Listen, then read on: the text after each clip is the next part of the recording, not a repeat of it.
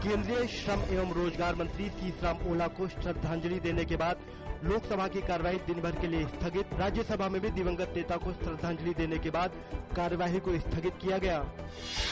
संसदीय कार्य मंत्री कमलनाथ ने सभी दलों से अपील की है कि वे लोकपाल को पारित कराने में सरकार का सहयोग करें।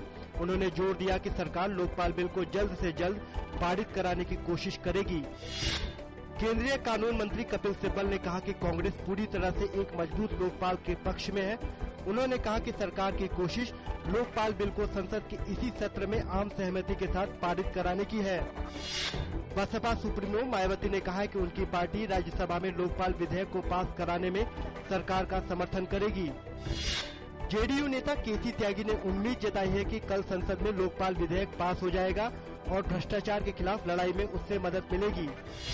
रक्षा मंत्री ए.के. एंटनी ने कहा कि चीनी सेना द्वारा भारतीय नागरिकों के पकड़े जाने के मामले को आधिकारिक स्तर पर वार्ता के जरिए सुलझा लिया गया है। गौरतलब है कि लद्दाख के चुबार इलाके में कुछ चीनी सैनिकों ने भारतीय सीमा के अंदर से कुछ भारतीय नागरिकों को पकड़ लिया था। आंध्र प्रदेश विधानसभा में आज दूसरे दिन भी तेलंगाना का मुद्दा छाया रहा। राज्य के विभाजन के समर्थक एवं विरोधी सदस्यों के हंगामे की वजह से सदन की कार्यवाही बाधित रही। तेलंगाना क्षेत्र के विधायक आंध्र प्रदेश पुनर्गठन विधेयक 2013 को तत्काल सदन के पटल पर रखे जाने के लिए दबाव बना रहे थे।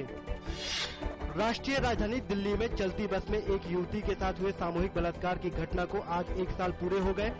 देश भर में लोगों ने इस घटना को याद करते हुए अपनी संवेदनाएं व्यक्त की। केंद्रीय कानून मंत्री कपिल सिब्बल ने उम्मीद जताई है कि यौन उत्पीड़न मामले में फंसे सुप्रीम कोर्ट के पूर्व न्यायाधीश ए.के. गांगुली के मामले में जल्द ही उच्चतम न्यायालय फैसला ले लेगा। उन्होंने कहा कि इस मामले में न्यायालय निष्पक्ष होकर काम करेगा। लोकसभा अध्यक्ष मीरा कुमार ने महिलाओं से जुड़े कानूनों को सख्ती से लागू करने की जरूरत बताते हुए कहा कि समाज को सभी स्तरों पर महिलाओं की सुरक्षा सुनिश्चित करनी चाहिए। भाजपा नेता नजमा हेपतुल्ला ने कहा कि महिलाओं की सुरक्षा को लेकर पूरे भारतीय समाज को जागरूक होने की जरूरत है। उन्होंने कहा कि इसके लिए सरकार को विभिन्न स्वयंसेवी संस्थाओं और समुदायों को साथ लेकर चलना चाहिए।